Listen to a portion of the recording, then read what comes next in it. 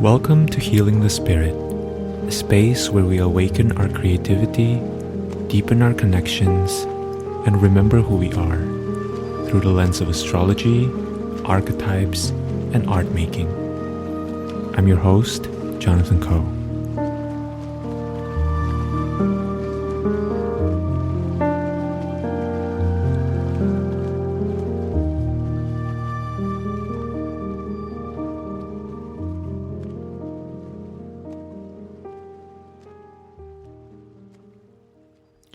Hello everyone, welcome to Healing the Spirit. Welcome to this week's episode. I am excited to share with you some thoughts and contemplations on the astrology as well as the energies of the coming week. This is for April 22nd, 2024. And as always, I invite you to tune inwards and to feel into what's coming up within you as you're listening to me speak about the week. And I invite you to create a map of your own experiences and what may be relevant or not relevant for you. So the coming week is what I like to call my favorite kind of week, right? This is a week after the Jupiter-Uranus conjunction. Last week we had some really significant major astrological happenings, and this week I think the effects of all of that will still be kind of carried over, but there's a bit more quiet, there's a bit more space, and we really only have two astrological aspects that are happening on the larger stage, right? That doesn't mean that there's not going to be things stirring in your own chart. But to me, when there's not a lot of aspects happening on a kind of collective level, there's a bit more space for us to catch our breath. And it's interesting because I was looking ahead into the next few weeks. And the first week of May, being May 6th, is where we will have a new moon. And similarly, that new moon is also a very quiet week. So all of that is to say that I think this is really a time, even just before looking at the details of the astrology, this is a time to really integrate some of the things that happened in the past week. If you didn't listen to the contemplations last week, you may want to do that after you listen to this one. And you may want to feel into what is stirring within your life at this moment. What are some of the main themes? What are some of the recurring themes that you've been working on that have been resurfacing? And to give yourself a little bit of space, both on an energetic level and maybe on a practical, mundane level, to be integrating and moving things around a little bit, right? Giving yourself plenty of spaciousness to be with whatever has been stirred up in the past couple weeks. So on Tuesday, April 22nd, we have the full moon in Scorpio. This full moon in Scorpio squares Pluto and Aquarius. We're going to talk all about that. And this is also the first full moon in Scorpio for a while, since the nodes moved into Aries Libra, that is not an eclipse, right? So that to me is pretty significant. That's something to feel into. There's kind of a quality around how when we have a full moon or in general like a lunation event, right, that isn't an eclipse after we've had eclipses in those signs for a while, that to me has a bit more space, right? A bit more opening that can allow us to look into some of these themes with depth, but perhaps minus some of the intensity and urgency and unpredictability that can come with an eclipse. And then on Thursday, we have Mercury stationing direct in 15 degrees Aries. Something that I will just say really quickly about Mercury stationing direct is that usually Mercury moves very slowly when it first stations direct. In fact, this is something that happens with all of the planets when they station direct. And so that's something to keep in mind, right? We are getting out of the Mercury retrograde window or period, but there may be kind of a slow start vibe to planets going direct. So expect and maybe anticipate some of the slow ways in which we're moving out of this retrograde period. So for this contemplation, I really would like to explore in greater depth the coming full moon. Some of the themes that came up for me have to do with exploring the connection between our body, our emotions, and our thoughts or our worldview. So let's anchor into the astrology and allow the details of the astrology to kind of share with us how this full moon may be inviting our participation. So in general, many of you may know this, the full moon is when the sun is opposing the moon, right? It literally happens because the sun is across from the moon in the sky, and so we see the moon reflecting the whole the entirety of the sun's radiance through its reflective surface, right? And so the sun is in Taurus, and because it's in Taurus, it's ruled by Venus, which is currently in Aries. And Venus has just separated from Chiron as we have this full moon. The sun represents our conscious awareness. It represents the knowing of the spirit. And being in Taurus, there is a focus on the tangible material aspect of reality. When we think about the sun being ruled by Venus in Aries, there are layers of pain and hurt around what we didn't receive, or places where we may have had to put up a fight to get what we want in relationships that can surface with the sun being in Taurus as long as Venus is still in Aries, right? And more tangibly, our conscious awareness may be focused on assessing how resourced we are, financially, emotionally, relationally, physically. I'm reminded how in the United States, as well as in many other parts of the world, we are just done with tax season.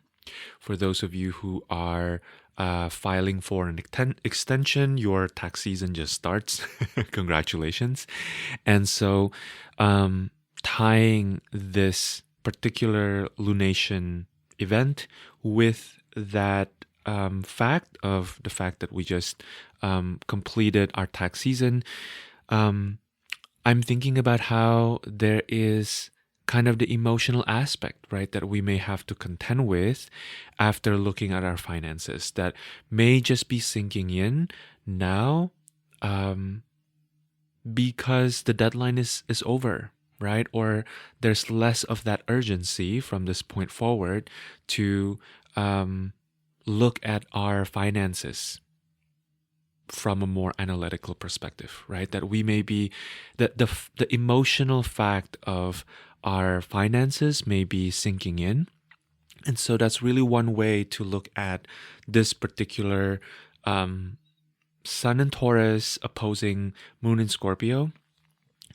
This moment in Taurus season where we have a full moon in Scorpio, year after year for me brings up the awareness of how do we feel about what we currently have. What is our current relationship with the life that we are surrounded by, the life that we are a part of, and how would we like that relationship to be, right?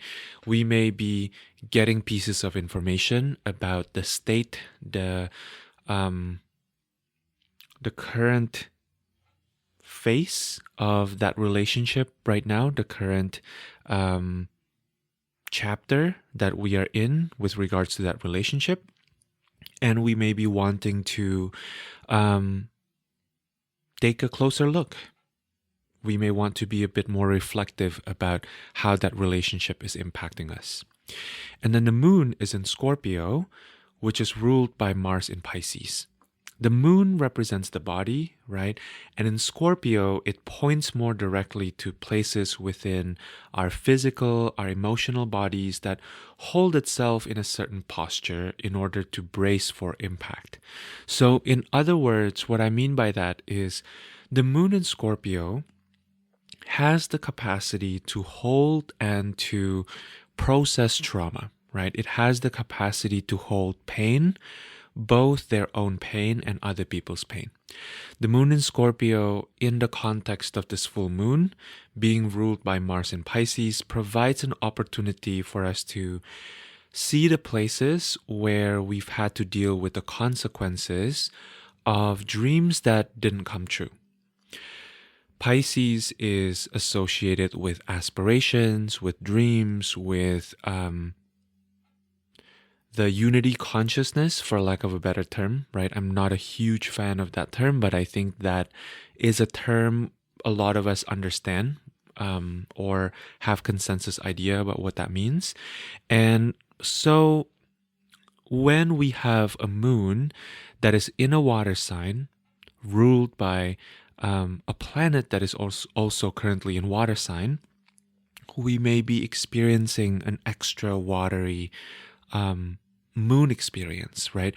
We are really looking at the depths of our emotional experiences. We are really looking at the ways in which our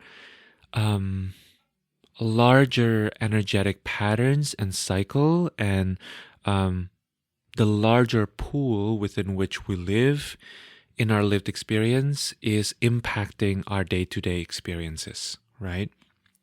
To me, what can come up as a general theme in 2024 is resurgence of desires and dreams that we thought were dead, right? 2024 to me may bring up stories around how we have had to lay to the side or put to the side aspirations that for a while we didn't have the internal or external resources to make come true. And so we may be coming back to some of these endeavors with a different awareness, with a different level of resourceness, with a different set of connections, of web of support in regards to the people around us, right? And so there may be a revisiting here of the dreams that we had that we thought were simply not possible, right? But in order for us to really go into these places, we may really have to first look at the emotional impact of how those dreams didn't come true. We may have to look at dreams we were holding out for, dreams that we made accommodations for, dreams that we planned our whole existence around, and to rewire our relationships with these dreams, right? I think part of revisiting dreams, a crucial component of it is we have to interact with these dreams from the perspective of who we are in the present moment, right?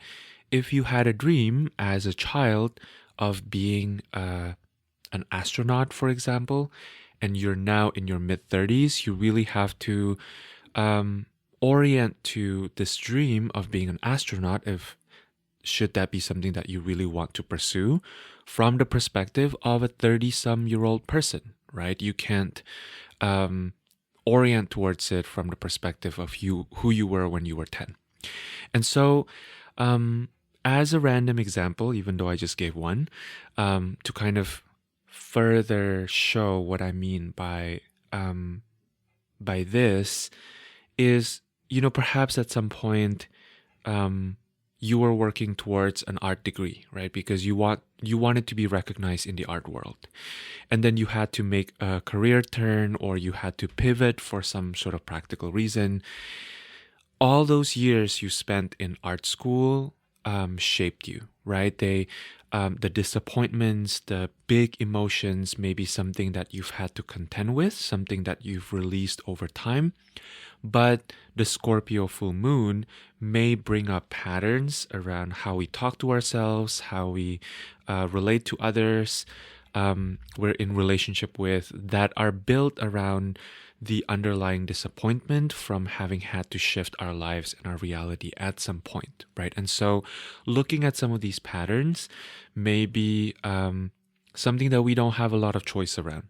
With the full moon, to me, whatever is brought up is usually just kind of coming up and out for us to be looking at, right? So what may be helpful and important is to not immediately conclude that there's something wrong when some of these more intense emotions are coming up, right? And rather seeing it as an opportunity to rewire or maybe even rewrite some of our relationships with these feelings, right?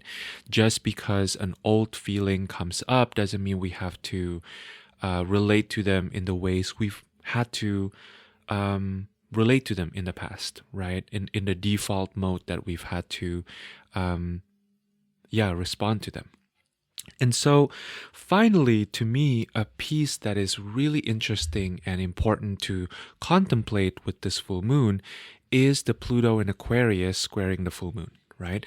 I believe that last year's full moon in Scorpio also had a square to Pluto in Aquarius, but it was really happening by sign, meaning, the full moon in Scorpio was happening in the Scorpio-Taurus axis. And then we have Pluto in Aquarius, right? But the square wasn't really within orb, meaning I think it was a pretty wide orb at that time, right? So we may feel the intensity more clearly for this particular lunation because it's very, very closely squaring Pluto in Aquarius, right? And so this may be the first time that we're experiencing the signature that we will be coming back to over the course of Pluto being in Aquarius until around 2043, 2044, where Pluto enters Pisces, right? So some key phrases that came up when I think about Pluto squaring the full moon are power struggles, unconscious excavation, and or illumination. I'm also thinking about embracing and perhaps even loving our underworld experiences and our underworld parts of self as a way to alchemize and integrate them. So Pluto relates to power, Pluto relates to agency, Pluto relates to underlying incarnational motivations that may be below the level of conscious awareness. Aquarius, on the other hand, is associated with the social matrix, with thought patterns, worldviews, ontologies that create and govern how we live as a society. Aquarius to me has so much to do with consensus reality, right? And there's this push and pull with Aquarius around how much do I follow social conventions. This to me is interesting. I think a lot about this actually, where in pop astrology, we think about Aquarius as being the renegade. We think about Aquarius as being the rebel, right? And how in my own lived experience, what I've often seen is even though Aquarius is the sign we often associate with the alien or the outsider, actually when you think about it, there's no sign weirder than Pisces. I'm a Pisces sun myself. I have a lot of Pisces sun friends and loved ones. And when I really sit down to think about my Pisces friends and my Pisces self, we are really weird. Like to me, the true weirdo of the zodiac are actually Pisces. But there's kind of a smoothness to how Pisces navigate weirdness. There's a way in which Pisces fully accepts and surrenders to their outsider qualities, that Pisces don't put up a fight, right? There's a kind of passivity to Pisces when it comes to their own outsider nature. There's maybe a healthy dose of pessimism. I feel like with a lot of Pisces sons or like Pisces dominant individuals that I know, there's the sense of like, well, they're not really going to understand us anyway, so I'm just going to go off.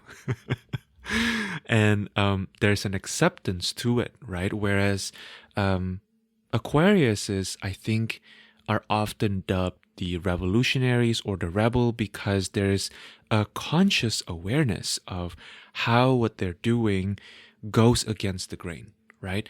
In order to be seen as revolting around something, you often have to be clear about what you are in opposition to, right? What you are revolting against. And so Aquarius to me has this quality as a sign that like pokes at the status quo, right? In ways in which Pisces don't. And in fact, the Piscean energy may be taking it even further than the Aquarian quality. But the Aquarian quality causes more of a rift or more of a ripple effect because it's poking at that status quo, right? And so all of that is to say that Pluto in Aquarius to me points to places where we actually hold power, where we actually hold agency to shape how we want to live together as people,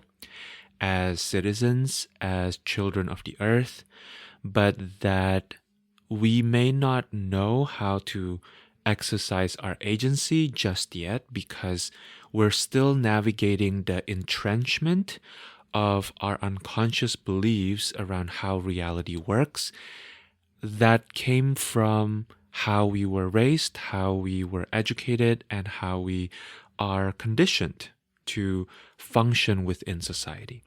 So on a more micro level, one way that Pluto in Aquarius squaring the full moon shows up is within the microcultures we live in, that we operate within and exist within. So Xenia Verai of Myths of Creation, who I know I quote a lot. I promise we will have Xenia over for a conversation sometime on a podcast. Recently, Xenia posted something on Instagram about the ways that we create conformity within communities and micro industries that we are a part of. And this post was very powerful. It really made me think about how our ideas of what is possible and what isn't possible are so deeply entrenched in what other people around us think are the limits, right? We can think about, for example, pricing, right? Very often, pricing within industries is dictated by what other people are charging, right, for similar services. Like when we think about getting a haircut, for example, isn't it funny that it seems like all the haircut places in New York City seem to charge a certain amount, and the amount that we charge in some shape or form reflect our values and reflect or communicates what we believe are our needs, right, in terms of surviving within that particular ecosystem. And yet it's very much connected to what other people are charging, right? Or we also, something that I see a lot in like spiritual communities, through social media, is how we use certain terms. Like earlier I was mentioning in this episode, the idea of the unity consciousness, right? Like I don't know who first coined that term. I just say it because I know that people listening to this podcast probably knows what that means, right? You probably have certain associations come up when I say that word that has to do with how the quote unquote industry has operated, right, on some level. And so, to me, questioning that and investigating the beliefs that underlie some of our actions. This is something that may really come up with this full moon, with Pluto squaring the full moon, right? Whenever we have squares, there is a quality of assessment, there's a quality of friction, there's a quality of evaluating what has been. There's also a need to slow down around processes that have been unconscious for us, right? Processes that we've just kind of done without thinking too much about. We need to also remember that Pluto in Aquarius is currently answering to Saturn in Pisces, right? Ariana Felix, aka the Dream Mummy, who I have talked to on the podcast before, talks about Saturn in Pisces as related to the great defrosting, right? As in the ways in which while Saturn was traversing through their own landscapes in Capricorn and Aquarius, we've had to create and to crystallize internal and external structures in order to make it through those times, right? We've had to maybe put up some defense mechanisms. We've had to learn skills that now that Saturn is in Pisces, we are working with a very different landscape, right? We are in the middle of the ocean, so to speak. We're no longer climbing up that Capricornian mountain. We're no longer working with the thin stratosphere of the top of the mountain that Aquarius can represent. And so we're in a period of melting around these structures, right? We are being we're evaluating whether some of these structures are even still necessary or relevant to us. And in that melting, in that relaxing, there is a little bit of grief, right? There's relief and grief happening at the same time. So to become aware of the restrictions we place within and around our lives can be a really intense process. And it can be even more intense to actually let them go.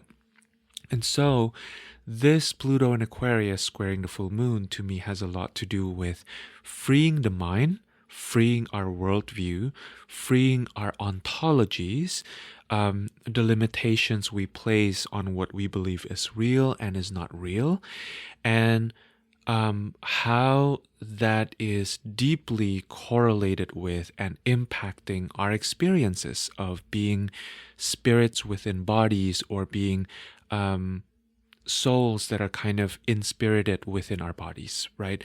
There's something here about how our minds, which are really shaped by the world we live in, even thinking about on the most basic level, I'm currently speaking to you in English, right? Which is a language that I've had to learn and that you've also had to learn, right? That the ways our brains work in a sense that we were taught how to use our brains, literally. You know, we were given specific sets of instructions and we were taught pathways around how our thoughts can move through us, right? And so investigating how these thought patterns were encoded into our lived experience, and investigating how they impact our day-to-day reality is, to me, the main theme of the coming full moon. And so I wanted to get a couple.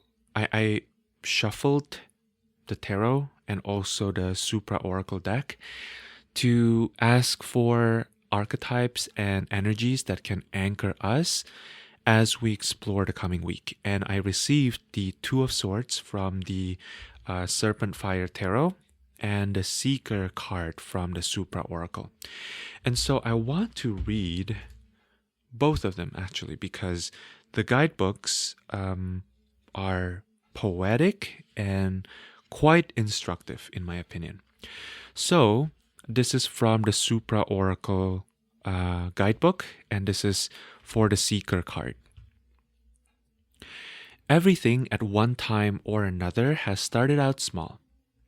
Being little is a wonderful thing. But as we grow, our thoughts expand beyond our own secure borders and take us into the world in search of knowledge and achievement. Friendship, success, and love will find us, but so will ugliness, bewilderment, aggression and failure. To keep from getting lost in the darker expressions of life, we need to understand how these destructive forces enter us.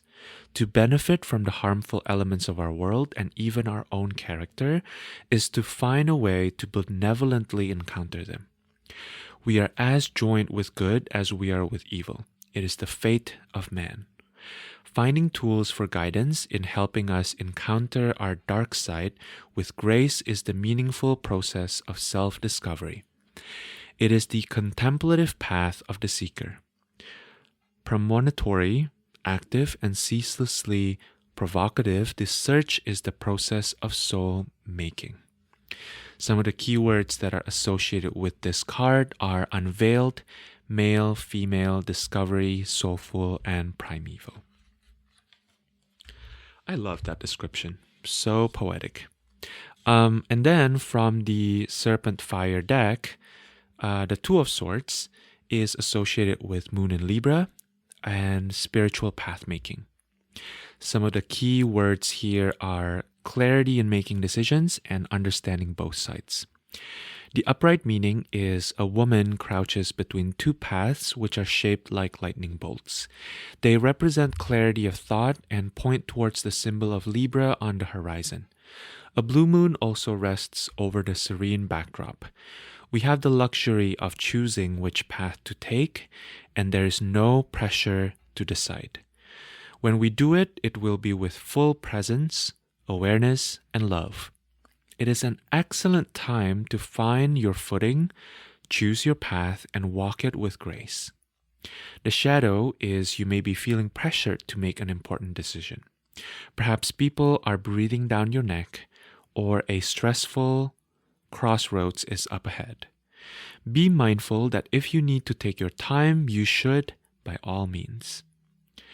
And the mantra is I make all decisions with deep spiritual awareness and ease. I make all decisions with deep spiritual awareness and ease.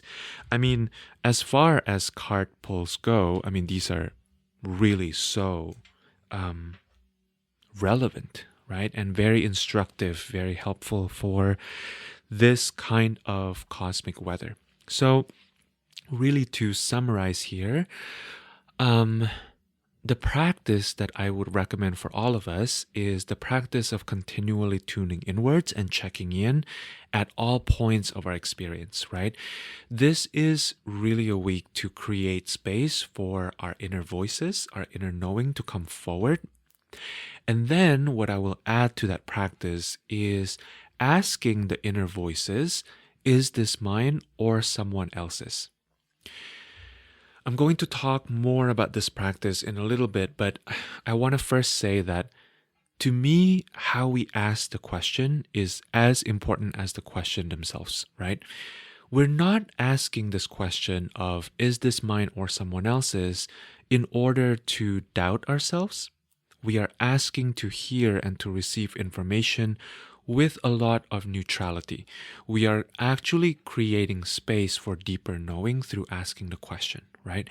The point of asking, is this mine or someone else's, isn't to question what we received. It's to deepen our awareness around where this information is coming from and the nature of the information itself, so that we can move from a place of deeper awareness. So this is a practice that I learned from my mentor, Deborah Kremens. This is something that has guided my whole practice, be that astrology practice, tarot, or energy work. And for many of us, I think it's important to understand the mechanics of how practices go, or at least hear one person's interpretation of the mechanics expounded for us in order for us to try a practice. I was recently in this Taoist meditation circle led by Lindsay Wei, where she was talking about her experience learning meditation from her teacher in China. And what really struck me is that in a lot of these ancient traditions, people are being taught the practices without fully uh, having explained to them why the practices are being done. I think that that's such a powerful way of teaching. And also, oftentimes, what I've seen for me personally and for a lot of my students in different containers is that doesn't really work anymore, simply because we are people living in modernity, and we have this uh, overdeveloped brains, right? And so we need to kind of understand a little bit more about the practice in order to be able to try it. Like, we need more instructions is what I'm trying to say. And it's interesting because maybe that also comes from our the ways that we are raised, right? And the ways that we are conditioned in the West. And so what I want to say about this practice of asking, is this mine or someone else's, is that we live in an age that is unprecedented in terms of the free access we have to what other people think, right?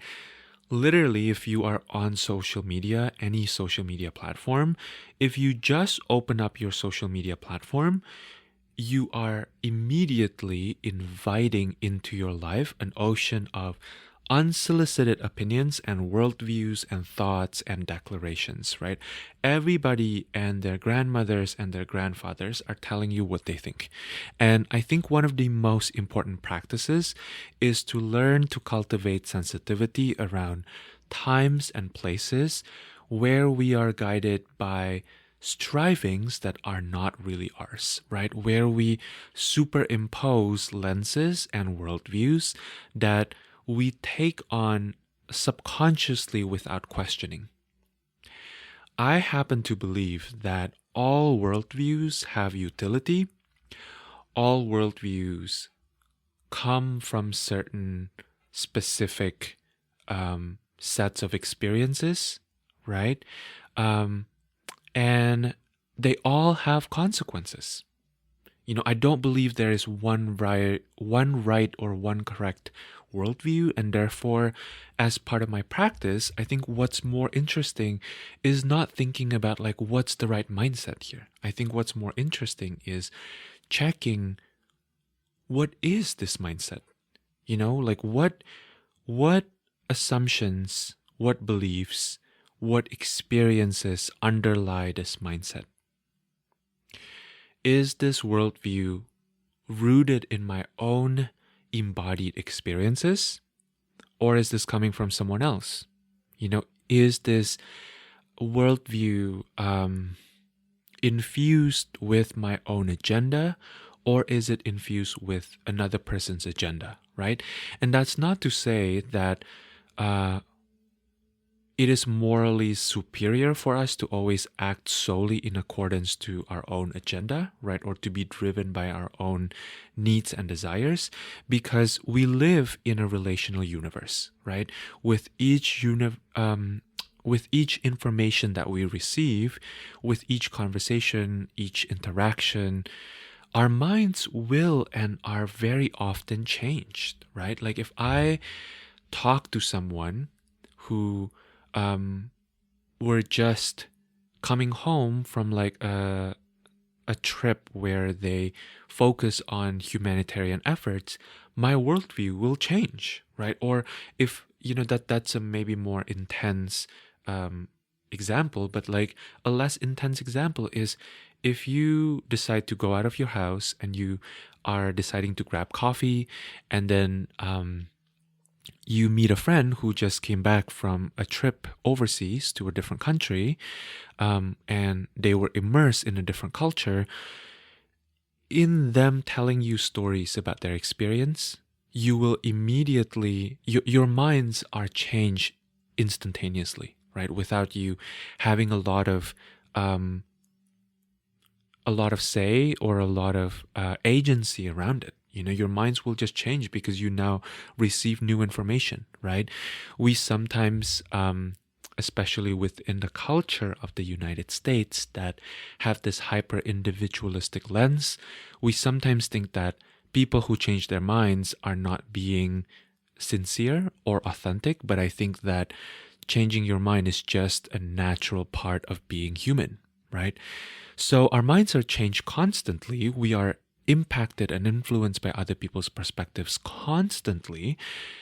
That being said, if we are unconscious about some of these patterns, if we are unconsciously running other people's thoughts, ideas, opinions, energies, to me, this can cause a lot of unnecessary and distorted suffering.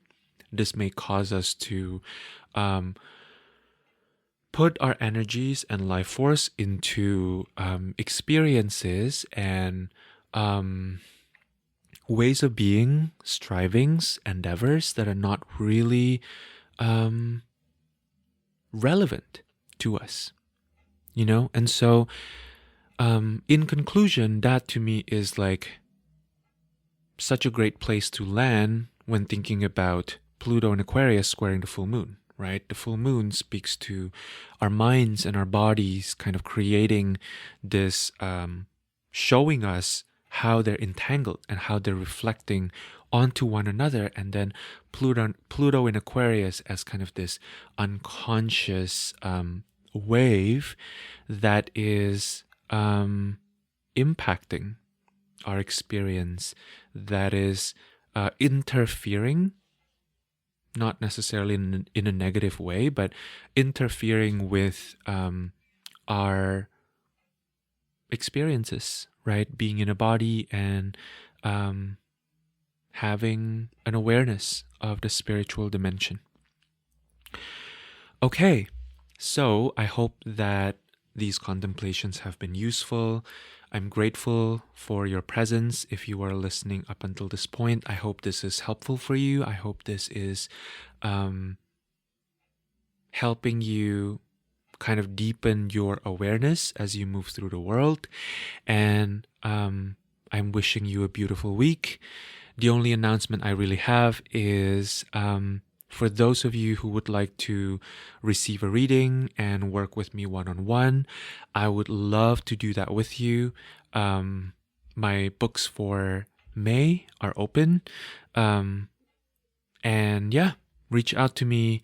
And I would love to see you sometime in May or June, if that's what you prefer. Okay, thank you so much. I am sending you so much love. I hope that you have a beautiful week ahead, and thank you for being here.